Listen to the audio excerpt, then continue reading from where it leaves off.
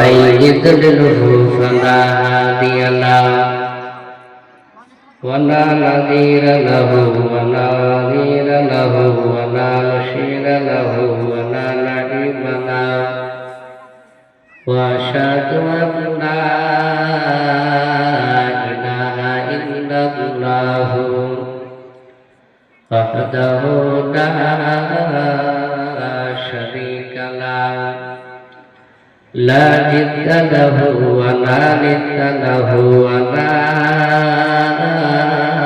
مثل له ونشهد أن سيدنا وسندنا وحبيبنا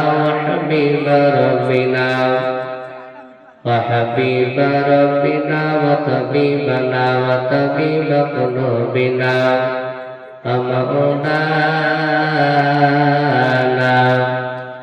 ومولانا محمدا عبده ورسوله أعوذ بالله من الشيطان الرجيم بسم الله الرحمن الرحيم وما أرسلناك إلا رحمة للعالمين إنما المؤمنون الذين آمنوا بالله ثم لم يرتابوا وجاهدوا بأموالهم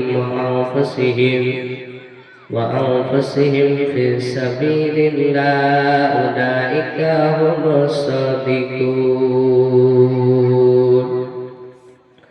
وعنه أنس رضي الله تعالى عنه قال رسول الله صلى الله تعالى عليه وسلم لا يؤمن أحدكم حتى أكون أحب إليه من والده وولده والناس أجمعين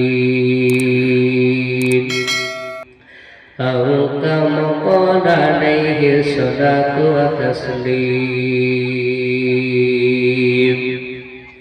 إن الله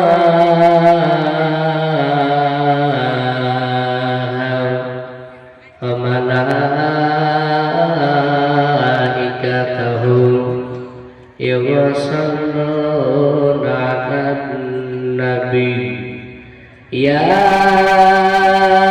أيها الذين آمنوا صلوا عليه وسلموا تسليما شكر محمد شكر إبراهيم اللهم صل على محمد وعلى آل محمد كما صليت على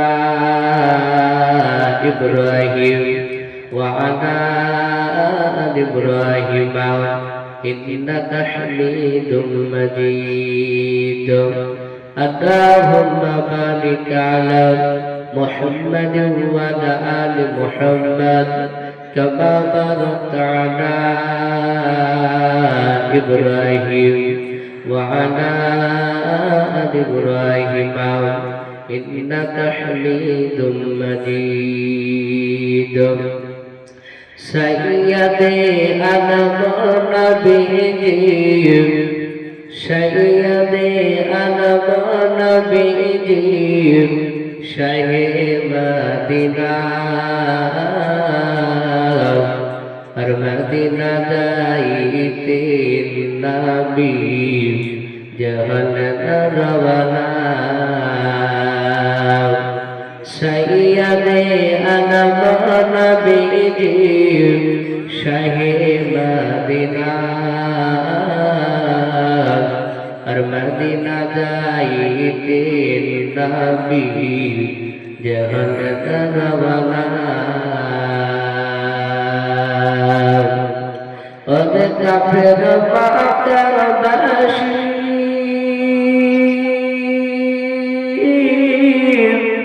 نبي के मन में बने ওই যে ঘিরে বসলে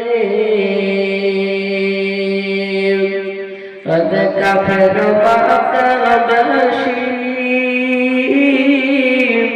নবীজিকে মারবি বলে ওই যে ঘিরে বসলে নবীর পায়ের জোতার সমান নবীর পায়ের জোতার সমান হতে পারবি না আর মদিনা যাইতে নবী জাহান রওয়ানা আর মদিনা যাইতে নবী জাহান রওয়ানা সৈয়দে আদম নবীজি সৈয়দে আদম নবীজি শাহে মদিনা আর মদিনা যাইতে নবী জাহান রওয়ানা নবী বলেন আবু বকর হিজরত করে চলো বজহ মে খোদা নবী বলেন আবু বকর হিজরত করে চলো বজহ মে খোদা রাতারাত চলেন নবী রাতারাত চলেন নবী সোনার মদিনায় আর মদিনা যাইতে নবী জাহান রওয়ানা সৈয়দে আলম নবীজি সৈয়দে আলম নবীজি শাহে মদিনা আর মদিনা যাইতে নবী জাহান রওয়ানা নবী বলেন আপ কোথা যাও সকাল হলে জগৎ বাজিবে নবী বলেন আপ কোথা যাও সকাল হলে লোক জাগিবে ওই পাহাড়েতে যায় গারেশ্বর থেকে নবী গারেশ্বর থেকে নবী চলেন মদিনায় আর মদিনা যাইতে নবী জাহান রওয়ানা আর মদিনা যাইতে নবী জাহান রওয়ানা সৈয়দে আলম নবীজি সৈয়দে আলম নবীজি শাহে মদিনা আর মদিনা যাইতে নবী জাহান রওয়ানা আর মদিনা যাইতে নবী জাহান রওয়ানা শ্রদ্ধার্ঘ্য যোগ্যতম সভাপতি মহাশয় ও সম্মানিত আমন্ত্রিত ওলামায়ে কেরাম আমার সংলেখা দিনদার পুরস্কার বাদ্য ভাইরা আমার পর্দার শহীদ মা বোনেরা সকলকে আন্তরিক ভালোবাসা সালাম জানাই আসসালামু আলাইকুম ওয়া রাহমাতুল্লাহি ওয়া বারাকাতুহু আলহামদুলিল্লাহ সমস্ত প্রশংসা বিশ্বনীয় হামলা সাধনা বদনা সে মহান রব্বুল আলামিনের জন্য যে মহান রব্বুল আলামিন আমাদেরকে বড় ভালোবেসে রহম করে এই যে একটা জালসা করার তৌফিক দান করেছে সেই জন্য আমরা আল্লাহ দরবারে শুকরিয়া স্বরূপ আদায় করে বলুন আলহামদুলিল্লাহ। একটু প্রাণ ভরে উচ্চ সুরে বলুন আলহামদুলিল্লাহ। তারপরে পরে আপনার নবী অনেক বড় ঘটনা। ওয়াহাবে যখন আপনার স্ত্রী গর্ভবতী হলেন, সেই সময় একের পর এক আপনার দিন যেতে শুরু করলো। হযরত আমিনা দুনিয়ার পরে যখন আসলেন, আসার পরই আপনার আমিনা আস্তে আস্তে যখন আপনার কিতাবে লেখা আছে ৬-৭ বছর যখন বয়স হলো, সেই সময় এই আমিনা তার বান্ধবীদের সঙ্গে বাড়িতে ওঠা বসা করতেন। আমাদের অনেকই ঘরে ছেলেরা, ছোট বাচ্চারা ৫ বছর, ৬ বছর, ৭ বছর, তারা বন্ধুদের সঙ্গে বাড়িতে খেলাধুলা করে, একসাথে ঝামেলা করে, আবার বাপায় টেনে নেয়, কিন্তু সে বাচ্চা আবার তারপরে দিন আবার চলে যায়। ওই রকম মহিলাদের মধ্যে তাই ছিল। বাচ্চা মহিলা যারা, তারা ঝামেলা করবে, এখন আবার সকালবেলা চলে যাবে। তো হযরত আমিনা ৬ থেকে ৭ বছর বয়সে তার বান্ধবীদের সঙ্গে বাবা খেলাধুলায় মশগুল থাকতেন, খেলাধুলা করতেন। তাই আমিনা যে রাস্তা দিয়ে বাড়িতে যাচ্ছিলেন, সে রাস্তায় যেতে যেতে বাবা আপনার দিনার পয়সা বাড়তি পেয়েছিল। তাই আপনার চিন্তা করলেন, আল্লাহ এই পয়সাটা কার? আমি তো জানি না এই পয়সার মালিক কে। এই পয়সাটা আমি রাস্তায় দেখতে পাচ্ছি, এই পয়সাটা যদি আমি না তুলি, তাহলে হয়তো যে ব্যক্তির পয়সা হারিয়েছে, সেই ব্যক্তি না এসে অন্য ব্যক্তি যদি আসে, তাহলে তো এই পয়সা যার হারিয়েছে সে তো পাবে না, অন্য তো নিয়ে চলে যাবে। তিনি চিন্তা করলেন যে পয়সাটা আমি নিই। নেওয়ার পরে আপনার গুটি গুটি পায়ে হযরত আমিনা তার বান্ধবীর বাড়িতে প্রবেশ করলেন। হযরত আমিনা চিন্তা করছেন এই পয়সা কি করে দেয়। তার বান্ধবীরা ডাকতে বলল, আমিনা তুমি কি এত চিন্তা করছো বলো। হযরতে আমিনা বললেন, বল। আরে আমার বন্ধুরা, আসলে না বান্ধবীরা, আমি রাস্তা দিয়ে যাচ্ছিলাম, আর ওই সময় আমি পয়সা পেয়েছি। এই পয়সাটা আমি কি করবো ভাই ভাবছি। বান্ধবীরা বলল, চলো আমরা বাজারে যাওয়ার পর আমরা খেলনা কিনে আনার পরে আমরা সেই টাকাতে খেলনা কিনে আনবো, আমরা খেলাধুলা করবো। আমরা বললেন, না, এই টাকার যে ব্যক্তি মালিক তাকে খুঁজে বের করবো। সঙ্গে সঙ্গে হযরত আমিনা আপনার ওই টাকাগুলো নিয়ে, পয়সাগুলো নিয়ে যে রাস্তায় যে জায়গায় পেয়েছিলেন, সেই জায়গায় দাঁড়িয়ে ছিল। দেখছেন ইতিমধ্যে একজন বৃদ্ধ মানুষ, তিনি আপনার লাঠিতে ভর দিয়ে তিনি আপনার রাস্তাতে আসতেছিল। ওই বৃদ্ধ মানুষটা রাস্তা দিয়ে বাজে আপনার আসতেছিল। আসার পর আপনার সামনে থেকে বাজে তাকায়, পেছ থেকে ঘুরে বাজে তাকাতে শুরু করলাম। আবার ডান থেকে বাম থেকে বাজে তাকে বাজে খোঁজাখুঁজি করে। হযরত আমিনা এই দৃশ্য কানা দেখার পর আমিনা বললেন, চাচা আপনি এমন ভাবে কি জানো খুঁজছেন বললেন।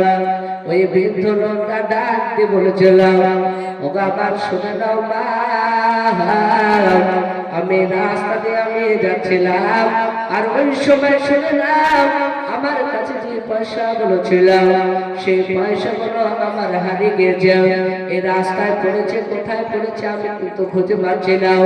ওরে আমার মা শুনে নাও, ওই পয়সাগুলো যদি আমি না পাই, তাহলে তো আমার বাড়ির বিবে ছেলেমেয়েরা তারা অনাহারে থাকবে, তারা খেতে পাবে না। সেই জন্য আমি চিন্তিত অবস্থা আমি করছি। হযরত আমিনা ডাক বলেন, চাচা শুনে না, আপনি এই পয়সাটা দেখুন আপনার কিনাও। সঙ্গে সঙ্গে বাবা হযরত আমিনা ওই পয়সাটা নিয়ে বাবা বৃদ্ধ মানুষটাকে বাজে আপনার বৃদ্ধ ব্যক্তিকে দিয়ে দিল। দেওয়ার পর বৃদ্ধ লোকটা ডাক দিয়ে বলেছিল, আরে আমিনা এই পয়সা আমার। আমিনা বললেন, পয়সা যদি আপনার হয় আপনি নিয়ে নেন। সঙ্গে সঙ্গে বৃদ্ধ লোকটা বাবা আল্লাহর কাছে দুই হাত তুলে বাকে দোয়া করলো আমিনার জন্য। বাবা সেই দোয়া আপনার কবুল হয়েছিল। জোরে বলুন সুবহানাল্লাহ। হযরতে আপনার আমেনা এই ভোপাতি তার দোয়ানে বাবা বাড়ি বাড়ি যখন ফিরলাম আস্তে আস্তে আপনার যখন বড় কাজ হলো সেই সময় 17-18 বছর বাকি বয়স যখন হয়ে গেল হযরতে আপনার আমেনার জন্য সেই সময় মক্কা মদিনার বুকে বাবা আমেনার মতো বাপ দিত না আর কোথায় বাপ ছিল না ওই নামটা বাপ ছিল না ওই রকম সুন্দরী বাপের ভদ্র নারী বাপ ছিল না এত সততা তার ভিতরে ছিল রে বাবা হযরত আমেনার আব্বা ওহাবের কাছে বাবা মক্কা মদিনার বাবা অনেক জায়গা থেকে আপনার বিবাহ প্রস্তাব ভাবতে আসতে লাগলো কিন্তু আপনার হযরতে আমেনার আব্বা ওহাবের কোনো বাপজি যুবকের বাপজি প্রস্তাব গ্রহণ করলো না কোনো মতামত বাপজি হলো না হযরত আমেনার আব্বা তিনি আপনার মদিনা থেকে মক্কা নগরে বাবা হজের উপলক্ষে বাপজি গিয়েছিল হজের উপলক্ষে যাওয়ার পর সেই সময় আব্দুল্লাহর আব্বা আব্দুল মুতালিবের সঙ্গে বাপজি দেখা হলো আব্দুল মুতালিবকে ওহাব ডাক দিয়ে বলেছিল ও আব্দুল মুতালিব ভাই শুনে নাও আমার একটা আমার মেয়ে রয়েছে তার নাম আমেনা ও আমার শুনে নাও ভাই অনেক জায়গা থেকে মক্কা মদিনায় অনেক জায়গা থেকে যুবকেরা প্রস্তাব পাঠাচ্ছে কিন্তু একটাও মতামত হচ্ছে না ও ভাই আব্দুল মুতালিব শুনে নাও আমার এই কলিজা টুকরমে আমেনার জন্য একটা যোগ্য পাত্র খোঁজো ও আব্দুল মুতালিব ডাক দিয়ে বলেছিল ওরে আমার ভাই শুনে নাও তার আমার ছোট ছেলে আব্দুল্লাহ রয়েছে তার সঙ্গে আপনার বিবাহ দিয়ে দাও হযরত আব্দুল মুতালিবের কথা শোনার পর হযরত আব্দুল্লাহ আপনার কথাটা শোনার পরে আমেনার আব্বা ওহাব তিনি মনে মনে চিন্তা করলেন আল্লাহ এই আব্দুল্লাহর ব্যাপারে তার সত্যতা আমরা শুনেছি আমার মা আমেনা যখন নির্বিলি জায়গায় বসে থাকত তখন কেউ যেন এসে বলতো এই আব্দুল্লাহর স্ত্রী শুনে না তোমার পেটে যে জন্ম নেবে একজন পুরুষ সে হবে সারা পৃথিবীর মধ্যে শ্রেষ্ঠ নবী সঙ্গে সঙ্গে বাবা হযরত ওয়াহাব তিনি বাবা এই বিবাহ প্রাপ্তি রাজি হয়ে গেল আব্দুল মুতালিব আর ওয়াহাব বাবা একসঙ্গে মশারা করার পর নির্দিষ্ট একটা ডেট বাপজি করেছিল ডেট করার পর হযরত আব্দুল্লাহ আমেনার সঙ্গে বাবা বিবাহ হয়ে গিয়েছিল বিবাহ হয়ে গেল এই ভোর বাপকে আপনি দেখেছেন হযরত আব্দুল্লাহ আপনার টোটাল বাপের ভাই ছিল 10টা তার 10 ভাই তারা সিরিয়ায় বাপকে ব্যবসা করতে গিয়েছিল সেই সময় তারা 9 ভাই ব্যবসা করতে গিয়েছিল আর 10 ভাইয়ের মধ্যে আব্দুল্লাহ তিনি বাড়িতে ছিল তারা 9 ভাই যখন ব্যবসা করে আপনার বাড়িতে ফিরলো তারা 9 ভাই তারা একে অপরে আলোচনা করতে লাগলো আব্দুল্লাহ তো একাই ছিল যে দুজন হয়েছে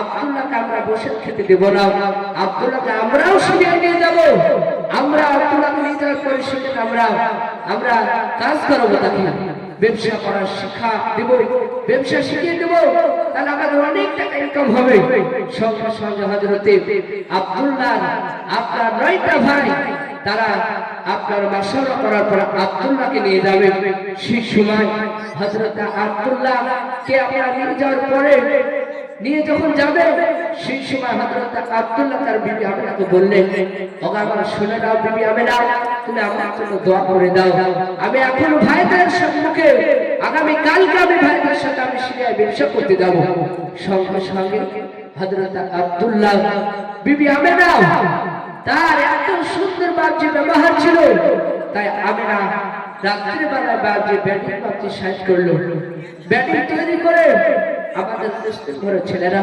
অনেকে কেরালায় বম্বে যায় আপনার পশুদিনকে কিংবা কাল দিতে যায় আপনার রাত্রি বেলা তার বিবিরা জামা কাপড় বাঁচিয়ে ভাঁজ করে দেয় ওই রকম আমি আর তিনি আপনার জামা কাপড় ভাঁজ করে দিলে সকাল হয়ে গেল তার ভাই একটা ভাই ডাকতে বলল ভাই ওগো আব্দুল্লাহ চলো সিরিয়ায় যাবো ব্যবসা করতে সঙ্গে সঙ্গে হযরত আব্দুল্লাহ বিবি আমেনার কাছ থেকে কথা বলে রাস্তা দিয়ে বাঁধি আপনার ঘোড়া লাগানো চলে যাচ্ছে যেতে যেতে হযরতে আব্দুল্লাহ 9 ভাই চলে লাগলো এই দিকে হযরত আব্দুল্লাহ তিনিও যেতে যেতে পেছ থেকে ঘুরে ঘুরে তাকায়, তার আমেনা বিবির দিকে। আমেনার দুই চোখে পানি ঝরছে, হযরত আমেনার দুই চোখে গড় গড় করে পানি ঝরছে। আমার আব্দুল্লাহ বললেন, আমার বিবি হয় যেন কথা ভুলে গেল নাকি মেমানের। আব্দুল্লাহ চিন্তা করলো যে আমার ভাইদের কাছে যাবো না বিবির কাছে যাবো। হযরত আব্দুল্লাহ সঙ্গে সঙ্গে তিনি বাবা ওই ঘোড়া থেকে নামার পর তিনি আপনার গুটি গুটি পায়ে আপনার আমেনার থেকে বাজে আসতে লাগলো। গুটি গুটি পায়ে আসার পর আব্দুল্লাহ ডাকতে বলেছিল, আরে বিবি আমেনা, তোমার কি এমার্জেন্সি কথা তুমি বলতে ভুলে গিয়েছ আমেনা? তুমি তাড়াতাড়ি বলে দাও। হযরত আমেনা কোনো কথা বলে না। হযরত আমেনা দুই চোখে পানি ঝরে যায়। হযরত আব্দুল্লাহ দ্বিতীয়বার ডাকতে বললেন, আরে আমার প্রাণের বিবি আমেনা, তুমি এমন ভাবে কেন কান্না কেন করছো বলো? আমি তো তোমাকে কোনো দুঃখ দিয়ে কথা বলি নাই। আরে বিবি আমেনা, তুমি তাড়াতাড়ি বলে দাও। হযরত আমেনা কোনো কথা বলে নাই। আব্দুল্লাহ আবার চিৎকার করে বলল, ওরে বিবি আমেনা, তুমি তাড়াতাড়ি বলো। শুনে দাও, আমার ভাইয়ের কাছে আমি অনুমতি না নিয়ে চলে এসেছি। ওরে বিবি আমেনা, তোমার কাছে যদি দেরি হয়ে যায়, আমার ভাইয়ের কাছে আমি তখন আবার যাব। আমার ভাইরা তারা আমাকে জিজ্ঞাসা করবে। আমি যখন এই কথাটা বলবো, হয়তো আমার ভাইরা তারা আমাকে ধরে ধরে তারা আমার উপর অত্যাচার করবে। আমার বিবি আমেনা, তুমি তাড়াতাড়ি বলে দাও। হযরত আমেনা ওই পাহাড় থেকে বাবা উঁচু একটা পাহাড় আপনার পাথর ছিল, ওই পাথর থেকে বাবা গুটি গুটি পায়ে নেমে আসার পর ডাকে বলেছিল, স্বামী গো, আমি কোনো এমার্জেন্সি কথা আমি বলতে ভুলি নাই। আব্দুল্লাহ বলেন, বিবি রে, তাহলে তুমি এমন ভাবে কান্না করে করছো বলো?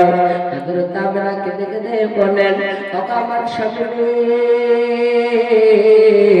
আপনি সিরিয়ায় ব্যবসা করতে যাচ্ছেন, হয়তো আপনার সঙ্গে আমার এরপর দ্বিতীয় দিন আর হয়তো দেখা হবে না, সেই জন্য আমি কান্না করতেছি।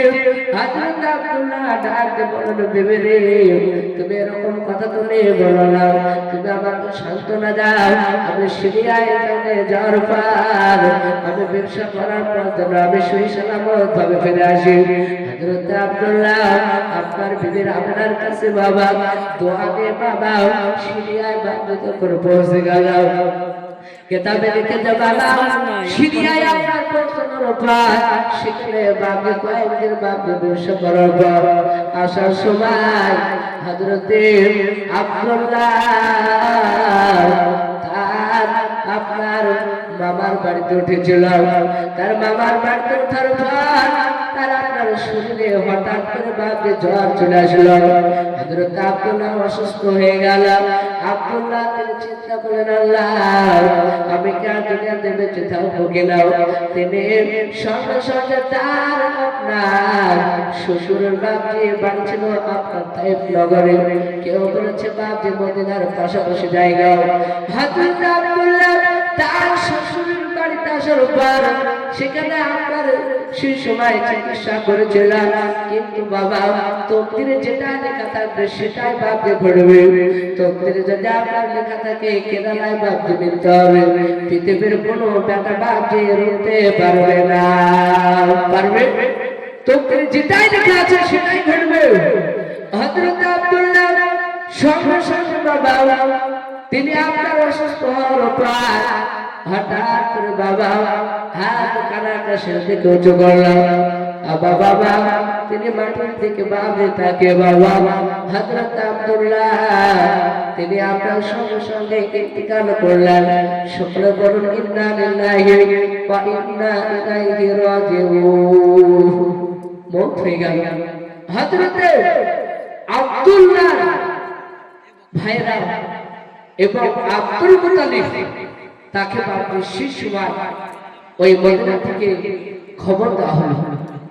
সঙ্গে সঙ্গে আব্দুল মুত্তালিব খবর শোনার পরে সেই সময় আব্দুল্লাহ আপনার ভাই একজন হারিস করেছিল, কিতাবে লিখেছে ওই হারিস বলে ভাইটা তাকে আব্দুল মুত্তালিব বলেছিল, আমার ছেলে হারিস, যাও তুমি আমার আব্দুল্লাহকে তুমি দেখে আসো, সে বাস্তব বেঁচে আছে না মরে গিয়েছে। হারিস আসার পর দেখলো আর আব্দুল্লাহ দেখতে বেঁচে নাই। সঙ্গে সঙ্গে আব্দুল মুত্তালিবের চোখে পানি ঝরছে। এই দিকে হযরতে আব্দুল্লাহকে আপনার সেই জায়গা থেকে আনার সময় কিতাবে বাক্য লেখা আছে যে জায়গা দাফন করেছিল সেই জায়গাটার নাম আবওয়া নামক বলে বাক্য জায়গা ছিল। সেখানে আব্দুল্লাহকে দাফন করলেন। তারপরে আবার বিশ্ব নবীজিকে বাবা যারা আব্দুল্লাহ তিনি আমিনাকে যে সময় রেখে বাড়তি 6 মাসের গর্ভবতী নারী ছিল আমিনা, সেই সময় রেখে বাড়তি ব্যবসা করতে গিয়েছিল। তাই হযরত আমিনা তিনি যখন 6 সাল 10 মাস হতে লাগলো, হওয়ার পরে হযরত আমিনা তেনার প্রসব বেদনা শুরু হয়ে গেল। তাই আমরা চিন্তা করলেন আমার স্বামীটা দুনিয়াতে বেঁচে নাই। আমিনা তিনি চিন্তিত অবস্থায় সঙ্গে সঙ্গে আমিনা ভাবলেন আমার এই সময় দেখভাল করার কেউ নেই, আমার স্বামী ছিল মারা গিয়েছে। হঠাৎ করে আল্লাহ পাক 3টে বাচ্চা নারীকে বাবা হযরতে আমিনার বাড়িতে আপনার পাঠিয়ে দিলেন। আসার পরে আমিনাকে বললেন, আমিনা তুমি চিন্তা করো না। সঙ্গে সঙ্গে হযরত আমিনা তিনি স্বপ্নে দেখতেন যে আকাশ থেকে পূর্ণিমার চাঁদ আমিনার ঘরে বাড়িতে প্রবেশ করছে, বলেন সুবহানাল্লাহ। সঙ্গে সঙ্গে হযরতে আমিনার কাছে 3টে নারী এসেছিল। তারা আমিনাকে বাড়িতে কেউ আপনার শরবত পান করে বাড়িতে শরবত আপনার পান করেছিল আমিনাকে, কেউ আপনার সেবা যত্ন করছিল। আমিনা বলল, বোন তোমরা তোমাদের বাড়ি কোথায়? তোমাদেরকে তো আমি চিনি না। হযরতে আমিনাকে 3টে নারী জান্নাতের রমণী তারা আওয়াজ দিয়ে বলেছিল, শুনে নাও বোন আমিনা, আমরা আল্লাহর তরফ থেকে আল্লাহ তোমার কাছে পাঠিয়েছে, আল্লাহর তরফ থেকে এসেছি, যাওয়ার সময় তোমাকে পরিচয় দিয়ে দেব। সঙ্গে সঙ্গে বিশ্ব নবী যে সময় জন্ম নেয় সেই সময় তারিখটা ছিল 12ই রবিউল। সেই সময় 577 খ্রিস্টাব্দে আপনার সেই ডেট ছিল নবীজি দুনিয়ার থেকে আপনার আসলেন। আসার পরে আমিনার বাড়িতে বাপজি সেই সময় ফেরেশতারা বাপজি গিজিগিজি করছে। ফেরেশতারা এসেছে হযরত আমিনা সেই সময় যখন আপনার বাচ্চা যখন দুনিয়াতে জন্ম নেওয়ার পরে যখন হয়ে গেল জন্ম নিল সেই সময় 3টে নারী তারা চলে যাচ্ছে। আমিনা বলে, বোন তোমার পরিচয়টা দাও। প্রথম নাম্বার নাইবা ডাকে বলেছিল, সোনা আমিনা তুমি আমাকে চিনতে পারো না, আমি হযরত ইব্রাহিম নবী আলাইহিস সালামের বিবি হযরত মা হাজরা আলাইহা সালাম। দ্বিতীয় মেয়েটা আল্লাহর নবীজির মা আমিনা বলেছিল, আরে আমার বোন তোমার পরিচয়টা তুমি দিয়ে দাও। দ্বিতীয় মহিলাটা নাম দিয়ে বলো, বোন রে শুনে নাও, আমাকে তুমি চিনতে পারো না বলে না, আমি হযরতে ঈসা নবী আলাইহিস সালামের মা হযরত মরিয়ম আলাইহা সালাম। হযরত আমিনা 3 নম্বর দাইমাকে বাবা ওই নারীকে ডাকতে বলেছিল, বোন তোমার পরিচয়টা তুমি দিয়ে দাও। 3 নম্বর দাইমা ডাকতে বলেছিল, আরে আমার বোন আমিনা তুমি আমাকে চিনতে পারো নাই বলে না, আমি হযরতে যে বেঈমান যে খোদা দাবি করেছিলাম ওই বেঈমান ফেরাউনের বিবি হযরতে আসিয়া আলাইহা সালাম। সঙ্গে সঙ্গে তারা পরিচয় করে চলে গেল। আল্লাহ রাসূল সাল্লাল্লাহু আলাইহি ওয়াসাল্লাম এই ভাবছি আপনার আমিনার কাছে আপনার একের পর এক 2 3 4 দিনের বেলায় শিশু রাতে মক্কা নগরে বাপ যে একটা দূষিত বাতাস দেখা দিয়েছে। এর পূর্বে আমরা অনেক শুনেছি করোনা ভাইরাস যে সময় হয়েছিল সেই সময় আমরা অনেকে মাস্ক ব্যবহার করেছি। ওই রকম হযরতে আমিনার সেই সময় মক্কা নগরে এরকম একটা দূষিত বাতাস, সেই বাতাসে বাপজি বাচ্চাদেরকে বাপজি মক্কা নগরে লালিত পালিত করতে পারতেন না, কারণ ওই বাতাস লেগে লেগে পশরা ধরে ধরে বাচ্চারা মারা যেত। আব্দুল মুতালিব আমিনা ভাবলেন এই মক্কা করে বাচ্চা রাখা যাবে না। সঙ্গে সঙ্গে হযরতে আপনার আমিনা ওই বিশ্ব নবীজিকে নিয়ে বাবা দাঁড়িয়ে রয়েছে যে সেই সময় মক্কা নগর থেকে মদিনার হোক আর বাহরাইন শরীফ হোক, সেই সময় অন্যান্য বাপজি গ্রাম থেকে মক্কা নগরে বাচ্চা নিয়ে যেত, নিজে মানুষ করে আমরা মক্কা নগরে ফেরত দিত। ফেরত দেওয়ার কারণে তাদেরকে একটা মাইনা দেওয়া হতো, তাদেরকে একটা খরচ দেওয়া হতো। হযরতে বিশ্ব নবীজিকে আপনারা দাঁড়িয়ে আছে, তোমার মতন দয়ার নবী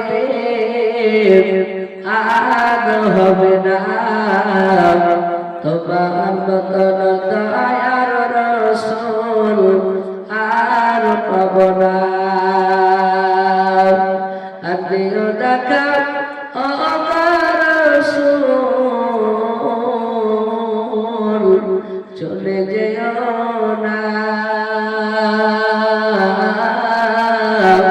তোমার মতন দয়ার নবী আর হবে না, তোমার মতন দয়ার নবীজি আর পাব না। তোমার নামে দরুদ পড়ে, তোমার নামে দরুদ পড়ে, রাজা সরব সামনে করে আর রাজা সরব জিয়ারতে কোনা থাকে না। তোমার মতন দয়ার নবী আর হবে না, তোমার মতন দয়ার নবীজি আর পাব না। হরিনারি বাচারা হরিনারি বাচারা বাবা তোমার দ্বন্দ্ব কামনা তোমার খেলা পারে দয়ার নবী বাধা আছে পাওয়া যাবে না। তোমার মতন দয়ার নবী আর হবে না, তোমার মতন দয়ার নবীজি আর পাব না। আল্লাহ নবী কামেনা 4 দিন ধরে বাকি কোলে কোলে বাপজি দাঁড়িয়ে আছে। প্রথম একটা দাইমা সরকার বিশ্ব নবীকে চেহারা দেখে কোলে বাপজি নিল না, চুমাতে লাগলো। চুমা দিতে দিতে হযরতে আমিনাকে ওই যে দাইমাটা দিয়েছিল প্রথম নাম্বার, সেই দাইমাটা বলল, আরে বোন আমিনা, এই ছেলে আব্বা দুনিয়াতে কি কাজ করে বলো। হযরত আমিনা বললেন, এই ছেলের আব্বা দুনিয়াতে বেঁচে নাই। রোকিয়া বললেন, যে ছেলের আব্বা দুনিয়াতে বেঁচে নাই সেই ছেলেকে মানুষ করলে গোটা টাকা পাওয়া যাবে না, তোমার এই বাচ্চা তুমি নিয়ে নাও। আর যে ছেলের আব্বা পৃথিবীর বুকে বেঁচে আছে সেই ছেলেকে মানুষ করলে অনেক টাকা পাওয়া যাবে। আমার বিশ্ব নবীকে তারা আপনার ফেরতে বাদ চলে গেল। এই ভয়ানকটা বাদ দেবা আসর পার আমিনাকে বিশ্ব নবীকে বাদ করে নেবার পর গালের বাদ চুমা দিতে লাগলো। চুমা দিতে বলেছিলাম, আরে বোন আমিনা, এই বাচ্চা নিয়ে যাবো, কিন্তু তাড়াতাড়ি বলো এই ছেলেরা আপনার দুনিয়াতে কি কাজ করে বলো। হযরত আমিনা বলল শুনে নাও বল এই ছেলেরা আপনার দুনিয়ার কত বেঁচে নাই তিনি কিয়ামত বাদ দিয়ে চলে গেল এই ভুঁই আপনি নাই সত্যতা ইমান আমার বিশ্ব নবীকে তার নিল না কার নম্বর দাইবার সে বাদ দাইবার নাও কিতাব এসেছে হযরত হালিমা সাদিয়া রাদিয়াল্লাহু তাআলা নাও তিনি আসর পর আমরা না কাবি চারা দেখে তাগলর বলে হালিমা ডাকতে বলল বললে রবিনা এত সুন্দর বাজার পৃথিবীর নামে প্রথম দেখলাম বলুন সুবহানাল্লাহ। এত সুন্দর বাচ্চা দেখার পরে হযরত হালিমা নিয়ে বাপে গেল চুমা দিলাম হালিমা ডাকতে বলল বলল আমি না এই বাচ্চা তুমি দেবে কিনা বলো। হযরত হালিমা কথা শুনে আমার হ্যাঁ কিছু না বলে হাওয়া কান্না করতে লাগলাম হালিমা ডাকতে বলল আমার শুনে নাও বলল আমি না আমি তো তোমাকে দুঃখজনক কথা বলি নাই আকাশে কোনো কথা বলি নাই শুধু বলেছে বাচ্চাকে মেঘে নাও তুমি হ্যাঁ কিছু না বলে কান্না কেন করছো বলো আমরা কেঁদে কেঁদে বলেছিলাম আমার বোন আমি তোমার মতো শুনে নাও তোমার আগে একটাই দেয় নাই সত্যটা নেই মা সরকার বলেছিল এই ছেলেরা আপনার পিতার মধ্যে কি কাজ করে বলো যখন কোন এই ছেলেরা আপনার পিতার মধ্যে কোনো কাজ করে নাই দুনিয়ার পক্ষে বেঁচে নাই তারা এক এক করে সরকার নারীরা তারা এক এক করে ফেরত নিয়ে চলে গেল আর আমার বোন হালিমা তাদের মতো তোমাও ফেরত দেবাও। হযরত হালিমা সাদিয়া রাদিয়াল্লাহু তাআলা আপনার চোখের পানিকে মুছে দেওয়ার পর হালিমাকে দেখে বলেছিলাম আমার বোন হালিমা আমিনা তুমি কান্না করো না তোমার এই বাচ্চাকে আমি মেয়েদে মানুষ করবো বলুন সুবহানাল্লাহ। হযরত হালিমা সাদিয়া রাদিয়াল্লাহু তাআলা আল্লাহ নবীজিকে নিজার উপরে বাবা বলে নিয়ে বাবা হালিমা বলে আমার শরীরটা এত ক্লান্ত ছিল রে বাবা নবীজির বরকতে ক্লান্তটা আপনার দূর হয়ে গেছে বলুন সুবহানাল্লাহ। নবীজির এত সুন্দর বরকত হালিমা বলে আমি বাড়িতে যখন নবীকে নিয়ে গেলাম ওই সময় নবীজির বরকতে আমার বাড়িতে কয়েকটা ছাগল ছিল তাদের স্তনে দুধ হতো না নবীজিকে যখন আমি বাড়িতে নিয়ে গেলাম ওই ছাগলের স্তনে দুধ বাকি হতে শুরু করলো বলুন সুবহানাল্লাহ। আজ আমার বড় জীবনেরা হযরত বিশ্ব নবীজিকে বাবা হালিমা সাদিয়া বাড়িতে নিয়ে যাওয়ার পর এই ভয়ানক পরে 3-4 করে বাপ যে মানুষ হতে লাগলো হালিমা সাদিয়া সন্তান ছিল সেটা বাপ যে একটা কিতাব বাপ যে লেখা রয়েছে বাবা হযরত হালিমার প্রথম বাপে যে সন্তানটা ছিল সেই সন্তানটার নাম ছিল হযরত আব্দুল্লাহ আর একটা সন্তানের নাম ছিল সেই সন্তানটার নাম ছিল আপনার হযরত হুযায়ফা। দুই ভাইকে বাপে হালিমা নেওয়ার পর তিনি বসে আছে আমার বিশ্ব নবীকে নেওয়ার পর বাপ তিনটা বাপ যে তারা ভাই হলো হযরত আব্দুল্লাহ আপনার হুযায়ফা দুই ভাই তারা যখন সকাল বাবা হয়ে যেত সেই সময় বাপে মাঠে বাপে ছাগল চড়াতে দিতেন হযরত হুযায়ফা আব্দুল্লাহ হালিমার ছেলে যখন মাঠে থেকে বাবা সকালে মাঠে চলে যেতেন আবার যখন সূর্যটা পূর্ব দিক থেকে যখন পশ্চিম দিকে অস্ত হতো ডুবে যেত সেই সময় দুই ভাই হুযায়ফা আব্দুল্লাহ আবার হালিমার বাড়িতে প্রবেশ করত।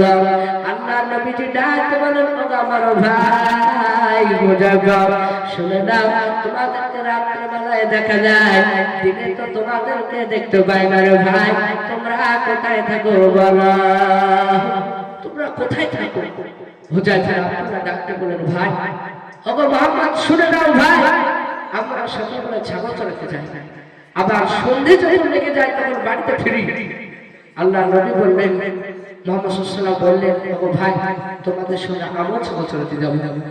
হুযায়ফা আব্দুল্লাহ দুই ভাই ডাকতে বলল ভাই মুহাম্মদ সকালবেলা সাল্লাল্লাহু আলাইহি ওয়াসাল্লাম সঙ্গে সঙ্গে বললেন, ভাই শুনে নাও, ওগো ভাই, আমার মা হালিমা যেতে দেবে, কিন্তু তুমি যদি বারবার বলছো যে আমি ছাগল চড়াতে যাবো তোমাদের সঙ্গে, তাহলে আমি হুযায়ফার আব্দুল্লাহ বলি আমার ছেলেদেরকে একসঙ্গে করার পরে তারা সকলে একসঙ্গে জমাট বেঁধে আমার মা হালিমার কাছে অনুমতি চাইবো। আমার মা হালিমা যদি অনুমতি দেয়, তাহলে তোমাদেরকে আমি কি করব, আমি তোমাকে আমার মাঠে নিয়ে ছাগল চড়াতে নিয়ে যাবো। আল্লাহর নবীজি বললেন, তাই করো। সঙ্গে সঙ্গে তারা হালিমার সরকার এবং পাড়ার সকল ছেলে একসঙ্গে হওয়ার পরই আপনার তার ভাইয়ের কাছে আপনার হযরত হুযায়ফা পাড়ার ছেলেরা সকলে একসঙ্গে হওয়ার পর হালিমার কাছে অনুমতি চাইলেন।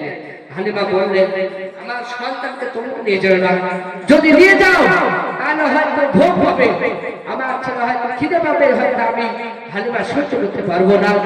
হযরত পাড়ার ছেলেরা হুযায়ফা বলল, মা যদি ভোগ হয় নবীজি তাহলে আমরা ওকে দুধ দহন করে আমরা খাবো আল্লাহ রাসূলকে। আর সঙ্গে সঙ্গে হালিমা বললেন, আমার ছেলেকে নিয়ে যাওয়া হয়তো রৌদ্র লাগে, আমি কষ্ট পাবো, রৌদ্র লাগবে। সঙ্গে সঙ্গে পাড়ার ছেলেরা বলল, যদি রৌদ্র লাগে তাহলে আপনারা এই তালের গাছ দেখেছেন, আপনারা ওই তালের গাছ কিংবা আপনার সেই সময় কেটে সে ছাতারা করে আমরা তুলে ধরব।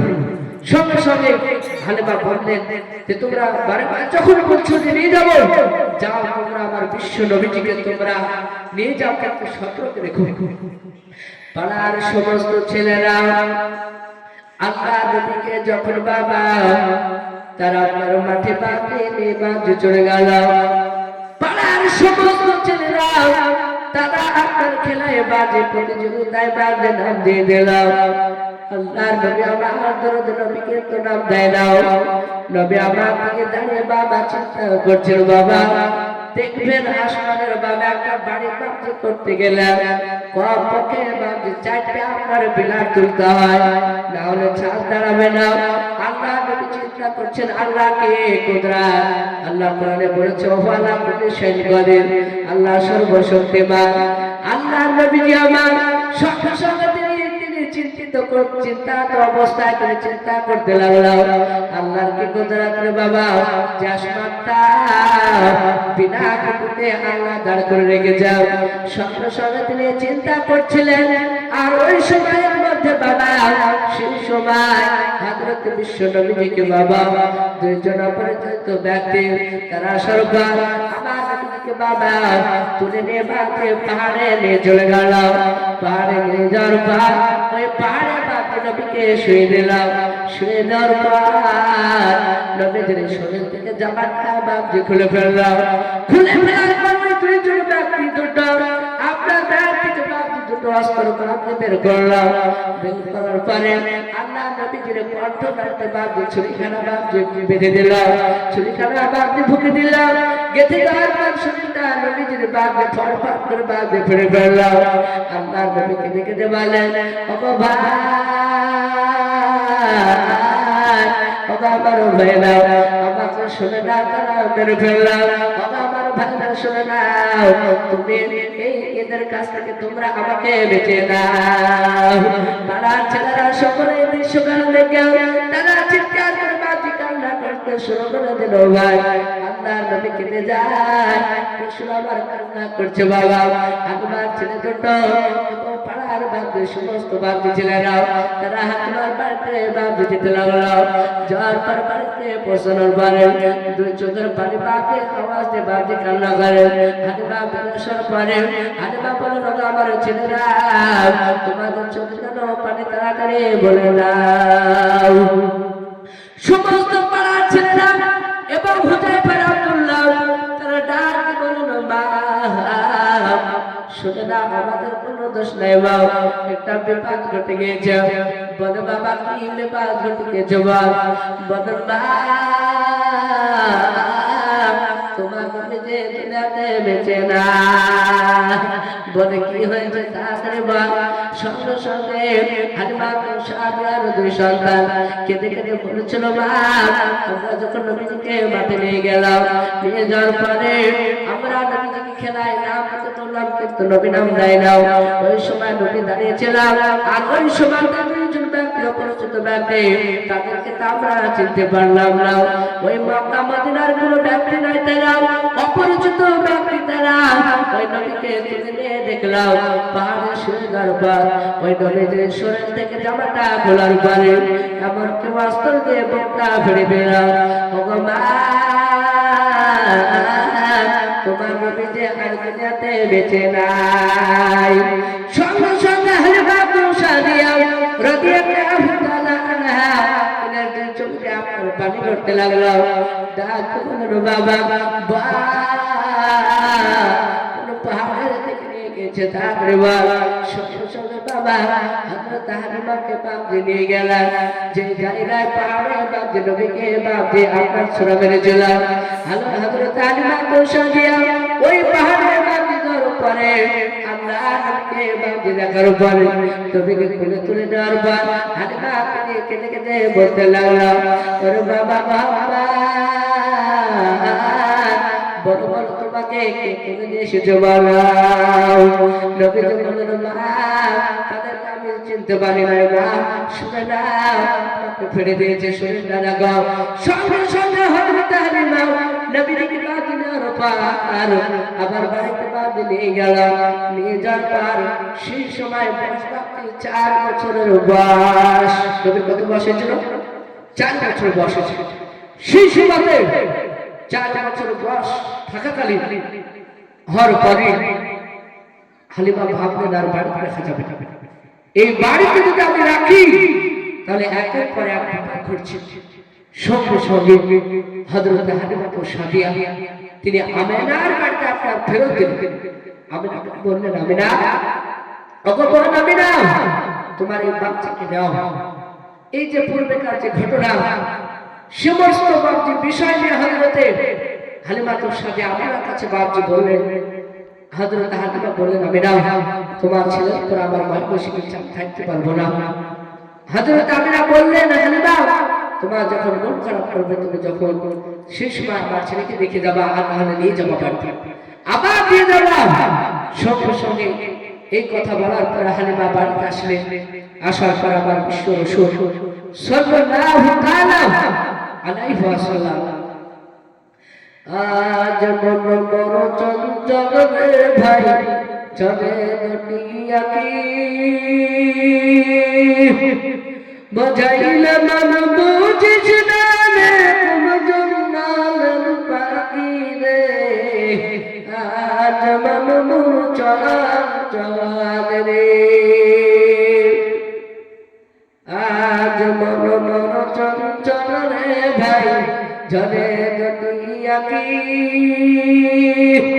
বজাইলে মন বুঝিস না রে কোন জন্নালের পাখি রে।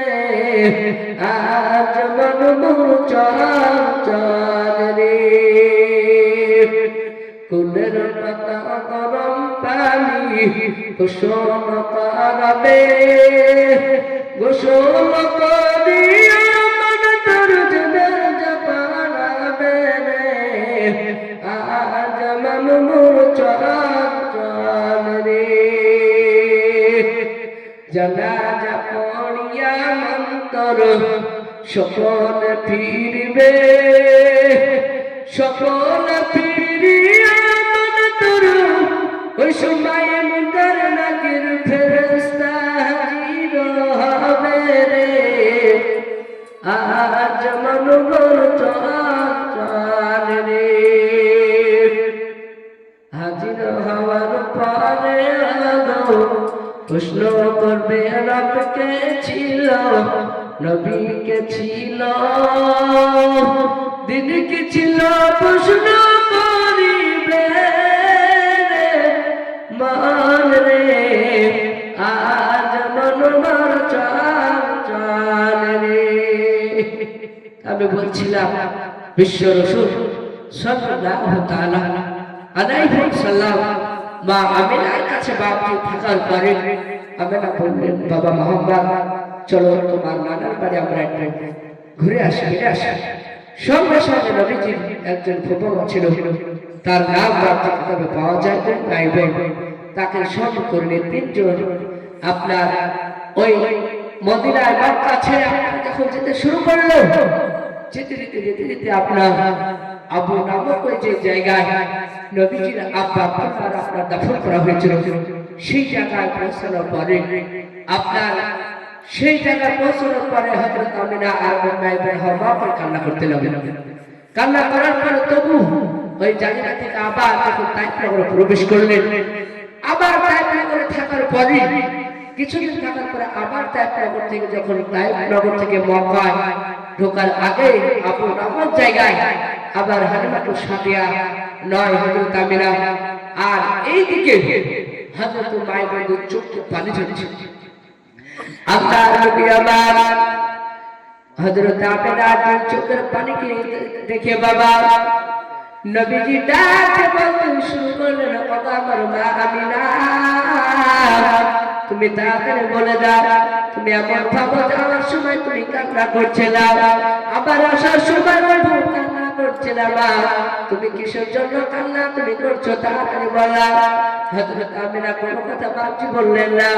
হযরত উম্মে ইবনের কাছে বাবা আল্লাহর নবী জনাবে মুহাম্মদ রাসূলুল্লাহ সাল্লাল্লাহু তাআলা আলাইহি ওয়াসাল্লাম ডাকে বাকি বলতে লাগলেন, বাবার ফুফুমা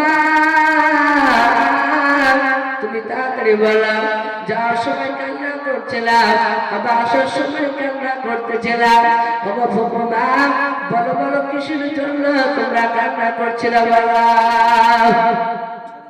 হযরত মাইমুন কোনো কথা বলল না। আল্লাহর নবী সঙ্গে সঙ্গে বাবা মা আমিনার কাছে আবার দ্বিতীয়বার চলে গেলেন। যাওয়ার পর আল্লাহর নবীজি তিনি কান্না করতে লাগলেন, ডাকে বলতে লাগলেন, ও মা আমিনা তুমি তাড়াতাড়ি বলে দাও তুমি কিসের জন্য কান্না করছো বলো। হযরত আমিনা কোনো কথা বলে না। হযরত হুযায়ফা নাই, হযরত উম্মে ইবনের কাছে আবার গেলেন। আল্লাহর নবী জনাবে মুহাম্মদ রাসূলুল্লাহ আবার হযরত আমিনার কাছে বাজি যাওয়ার পর তিনি আপনার পায়ে বাজি নিচে বাজি পড়ে গেলেন। আল্লাহর নবী আমার যদি নবী আমার ডাকে বলতে লাগলেন, ও মা আমিনা শুনে নাও, তোমাকে আর বলতে হবে না, আমি জেনে নিয়েছি তুমি কিসের জন্য কান্না করতে চাও।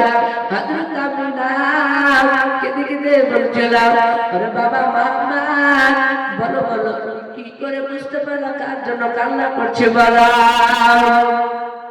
আল্লাহর নবীজি ডাকতে বলেন, ও আমার মা শুনে নাও, ওটা আমার সারা পৃথিবীর ওটা শুনে নাও, শ্রেষ্ঠ নবীজির আব্বা আমার আব্বা। সঙ্গে সঙ্গে আমরা ডাকতে বললাম, আরে বাবা মুহাম্মদ বাবা তুই কি করে বুঝতে পারলি তোর আব্বা জানের খবর বাবা। আল্লাহ নবী কেঁদে কেঁদে বলেছিলেন, ও আমার শুনে নাও মা আমিনা শুনে নাও, আমার আব্বার কবর না হলে তুমি শুনে নাও, তোমার স্বামীর কবর না হলে কান্না করতে না। ও মা ওটা কি আমার আব্বা জানের কবর না? আপনারা বলেছিল হ্যাঁ বাবা ওটা তোমার আব্বা জানের কবর। সঙ্গে সঙ্গে বাবা আল্লাহ নবী ডাকতে বলল, আমার আব্বা জানের কবরের গুড়িতে যাওয়ার পর জিয়ারত করে আমি বাড়ি যাব। সেই সময় হযরত মাইমুন ডাক দিতে বলতে লাগলেন যে ওগো শুনে নাও, বাবা মুহাম্মদ তোমার দাদা আব্দুল মুতালিব পূজা করবে, দেরি হয়ে যাচ্ছে, চলো না হলে হয়তো তারা তোমার দাদা হয়তো চিন্তা করবে। সঙ্গে সঙ্গে আল্লাহর নবী বললেন,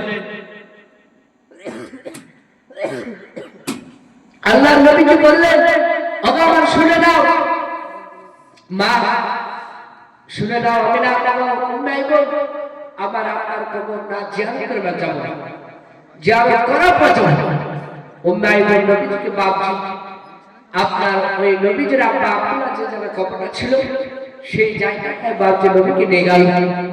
উম্মে ইবন বলল, বাবা মুহাম্মদ ওই সামনে দিকে তোমার আব্বার কবর। চলে গেলেন, যাওয়ার পরে ওই কবর গুলিতে যাওয়ার পর আল্লাহর সুর আহ্বান করে কান্না করতে লাগলেন। এইদিকে হযরত আমিনা তিনি এই জায়গায় দাঁড়িয়ে আছেন। আল্লাহর নবী দরুদে নবী আমার কবরের গড়তে বাপে কবরখানা দেখার পর নবী আমার কেঁদে কেঁদে বাবা বলতে শুরু করলাম, ও বাবা আপনার সাথে মহাপ্রভু এসেছে আব্বা, আপনি কেন কথা কেন বলুন নাই বলা। আল্লাহ নবী দরুদে নবী আমার সঙ্গে সঙ্গে বাবা তিনি আপনার ওই কবরখানার বাবা এই আপনার আপনার খামচা মেরে বাপকে ধরতে লাগলাম। ডাকতে বলেন আব্বা আপনার মহাপত নবী চলে এসেছে কেন কথা বলেন না। হযরত মাইমুন এই দৃশ্যখানা দেখার পর মাইমুন আমিনাকে ডাক দিয়ে বলেছিল, ও আমার শুনে নাও বোন আমিনা, তোমার ওই 6 বছরের বাচ্চা দেখো কবরটা কিভাবে আঁকড়ে ধরে আর কাঁদে। হযরত আমিনা বিশ্ব নবীকে দেখার পরে আমিনা আমার বাবার জন্য বাবা কান্না করতে লাগলাম এবং কেঁদে কেঁদে বাবা আমিনার শরীরটা আপনার তিনি আপনার ক্লান্ত হয়ে গিয়েছে। হযরত আমিনা উম্মাই বোনকে ডাক দিয়ে বলেছিল, আমার শুনে নাও বল আমার আমি হয়তো দুনিয়াতে বেঁচে থাকবো না, কিন্তু শুনে নাও আমি মারা যাবো, তার মারা যাওয়ার পূর্বে আমি তোমাকে আমি নসিহত করে যাবো, সেই কথা তুমি শুনলে কিনা বলা। উম্মাই বোন ডাকতে বলেছিল আমিনা কেন আমি তোমার কথা মানবো না কেন বলা, কেন শুনবো না বলা।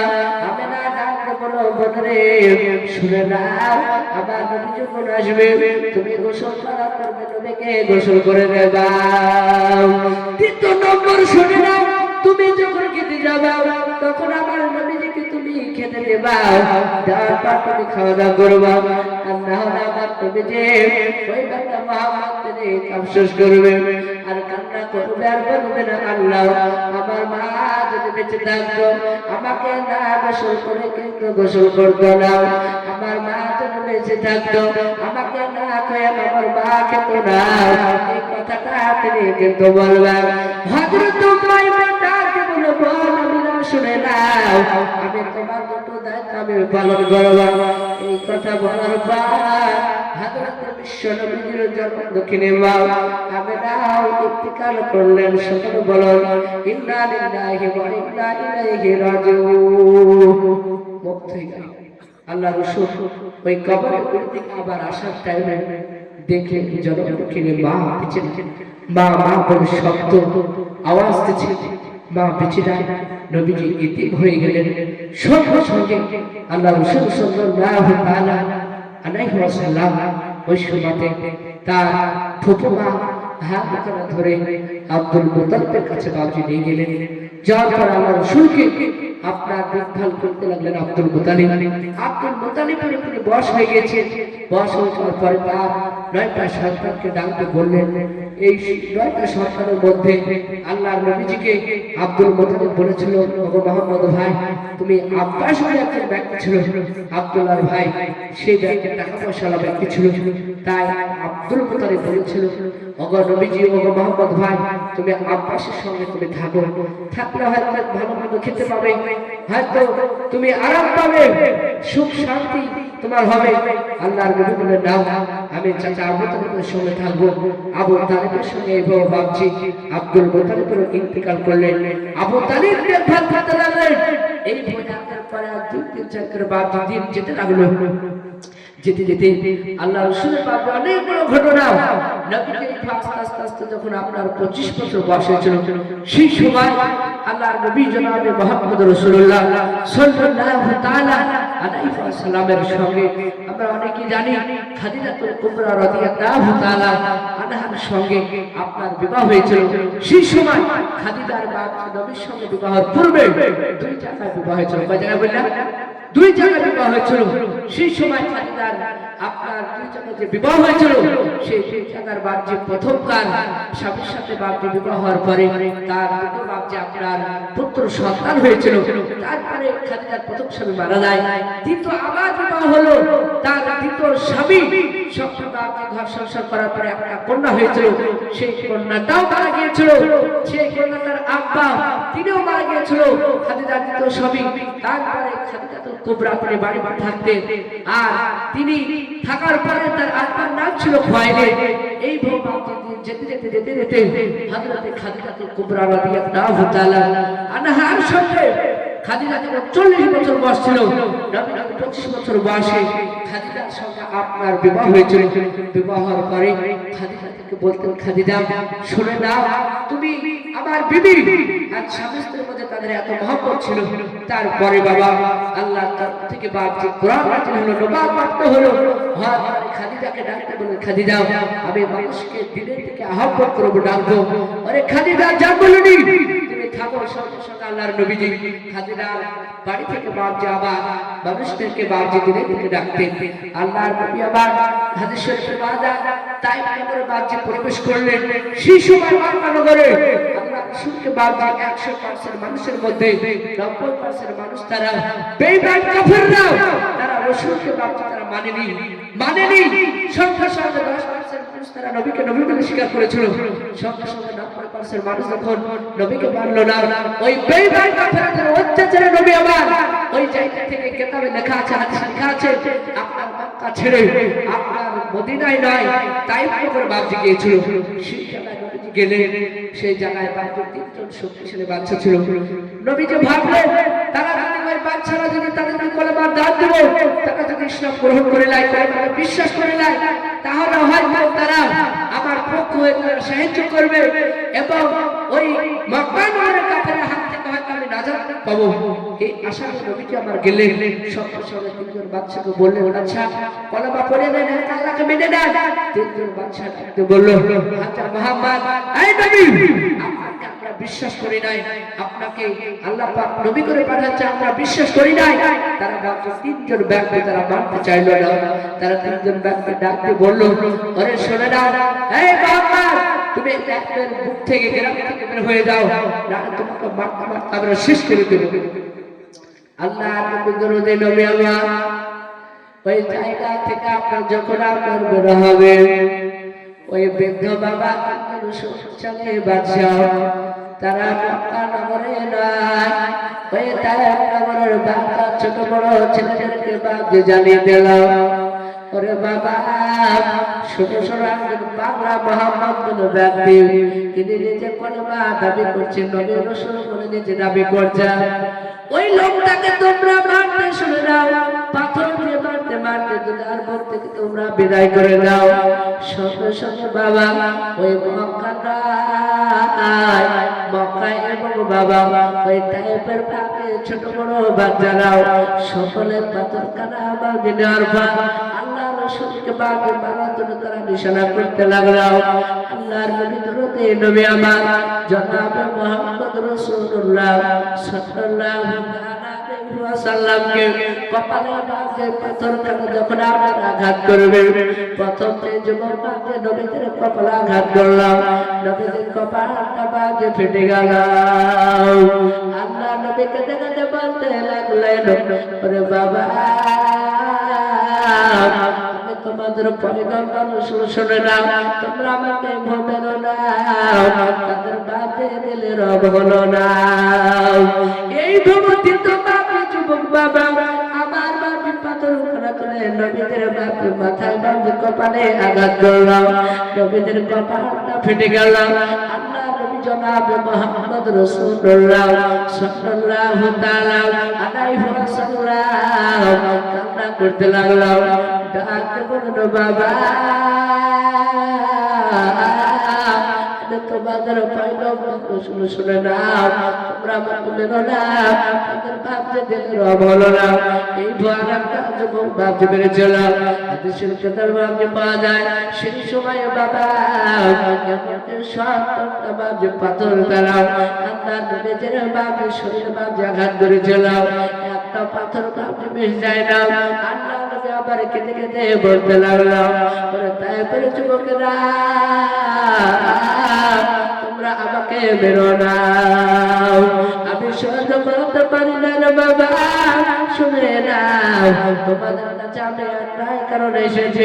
তোমরা জাহান্নাম থেকে পরিত্যাগ করার পর তোমরা কি করে জান্নাতে যেতে পারবো সেই পথ আমি দেখাতেছি রে বাবা। ওরে বাবা তোমরা আমাকে মেরো না, তাদের বাপদের হলো না, আমার হাদিসে লিখেছে বাবা আল্লাহ নবীদের এক কপালে পাঁচ রক্তখানা শরীরের রক্তখানা বাবা আপনার কপাল থেকে রক্ত গড়গড় করে বাপে বড়ার বাবা নবীদের এমনকি বাবা আপনার পায়ের তলো বাপে তাদের থেকে বাপে রক্ত জমা হতে গিয়েছে আল্লাহ নবী কাদার বেঈমানের বাপে ছেড়ে নাও ওই সময় আল্লাহ নবীজি আমার একজন বেঈমান কাফেরের মধ্যে বাবা উম্মা বলে বেঈমান তিনি আসার পর এই যুবকদেরকে বলেছিলাম শুনে নাও নবীকে তোমরা চাদর দিয়ে তোমরা ভরে দাও চাদর দিয়ে তোমরা জড়ে দাও নবীকে মারাতে বার পৃথিবীর বুকে বেঁচে থাকবে না যে নবীজি একবার আসলেন বাবা জান্নাতের মর্যাদা বেড়ে যেত বলুন সুবহানাল্লাহ নবী আপনার কান্না করলে বাবা জাহান্নাম থরথর করে বাজে কাঁপতে লাগতো আল্লাহ তুমি তুলে নবী আমার তুমি কান্না করছো বাবা বেঈমানরা তারা সকলে চলে গেল আল্লাহ নবী যে এই ভয়ান আকাশের দিকে বাপে তোলার পর নবী যে আল্লাহকে ডাক দিয়ে বলতে লাগলো ওগো মাওলা তুমি তো কোরআনকে বলেছো ফাকুরুনি আযকুরুকুম ওয়াশকুরুনি ওয়ালা তাকফুরুন তুমি তো বলেছো তোমরা আমাকে স্মরণ করো আমি তোমাদেরকে স্মরণ করব ওগো মাওলা তুমি তার কোরআনে বলেছো উদকুনি আস্তাবজিব লাগো তুমি তো বলেছো বান্দা তোমরা আমাকে লাগো আমি তোমাদের শোনা দেব ওগো মাওলা এই বেঈমান কাফেররাও তারা আমার শরীরে আঘাত করেছে ওগো মাওলা সারা পৃথিবীর মানুষ যদি একদিকে হয় আর তুমি যদি আল্লাহ আমাকে যদি বেঁচে রাখো সারা পৃথিবীর মানুষ মারতে পারবে না পারবে আল্লাহ তাকে হেফাজত করবে পৃথিবীর কোনো ব্যাপার আপনি মারতে পারবে না রাসূলুল্লাহ আমার এই ভুল দোয়া করতে শুরু করলাম ওগো আল্লাহ তুমি যদি আমাকে হেফাজত করো কেউ মারতে পারবে না তবে যে দোয়া খানা পাতি যখন করলাম আমার আল্লাহ নবীজির দোয়া কবুল করেছিল বলুন সুবহানাল্লাহ সঙ্গে সঙ্গে আল্লাহ ডাক দিয়ে বলেন হে জিবরিল শুনে নাও আমার পয়গম্বর রাসূলকে ওই মক্কার বেঈমানেরা এবং তায়েফের যুবকেরা তারা নবীজিকে যাও তারা কপালে এমনকি পাথর মেরেছে আরে জিবরিল শুনে নাও আমি আল্লাহ সত্য করতে পারি না শুনে নাও জিবরিল যাও নবীজির কাছে যাওয়ার পর নবী যেটাই তোমাকে উপদেশ দেবে যেটাই হুকুম করবে সেই হুকুম অনুযায়ী তুমি কাজ করতে শুরু করবা হযরত জিবরিল আলাইহিস সালাম আল্লাহর হুকুম পালন করে আল্লাহ নবীদের কাছে বাবা সরবার সালাম আসসালামু আলাইকা ইয়া রাসূলুল্লাহ ইয়া হাবিবাল্লাহ সালাম দিয়ে দিলেন জিবরিল আলাইহিস সালাম আবার বিশ্ব নবীদের বাবা যারা তাকে জিবরিল আলাইহিস সালাম তিনি আপনার হাওয়া করে কান্না করতে লাগলেন জিবরিল কেঁদে কেঁদে বলতে লাগলেন ও আল্লাহর নবীজি শুনেন নবী আপনি একটা হুকুম দেন আপনাকে বেঈমান কাফের মেরে দিয়েছে ও আল্লাহর রাসূল শুনে দেন আপনি একটা হুকুম দেন ওই মাতায় কাফের যে যুবকরা আপনাকে আঘাত করেছে পাথর দিয়ে ও আল্লাহর রাসূল আপনারা একবার হুকুম দিয়ে দেন ওই বেঈমান কাফেরদেরকে মক্কা নগরে যত পাহাড় রয়েছে যত আপনার পাথর রয়েছে সমস্ত পাথরগুলো পাহাড়গুলো ওই বেঈমানদের উপরে মাথার উপরে চাপে আমি মেরে দেব আল্লাহ রাসূল তবু নিষেধ করছে এই জিবরিল শুনে না তারা হয়তো আমাকে চিনতে পারেনি তার ছেলেমেয়েরাও হয়তো আগামীতে তারা চিনতে পারবে খবরদার তোমরা বাড়তে চেও না আল্লাহ রাসূল এত বাবা তিনি মার খেয়েছেন তবু প্রতিশোধ আপনার নেননি দিতে পারতেন না দিতে পারতেন আল্লাহ যেহেতু সাহায্য করেছে পাপের কিন্তু নবীজি আমার প্রতিশোধ দেয় নাই তাই আল্লাহ রাসূল সাল্লাল্লাহু আলাইহি ওয়াসাল্লাম তিনি এতটা রহম মায়া ছিল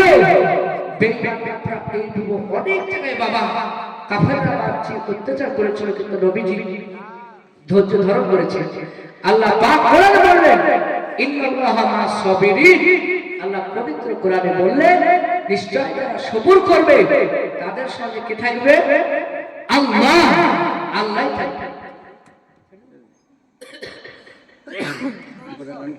তো ইনশাআল্লাহ আমি অনেক রাত আরো বলার ইচ্ছা ছিল, ইনশাআল্লাহ অনেক রাত হয়ে গিয়েছে। তো ইনশাআল্লাহ এরপরে যদি আপনারা আবার আমাকে নিয়ে আসেন তো বিস্তারিত আলোচনা হবে ইনশাআল্লাহ।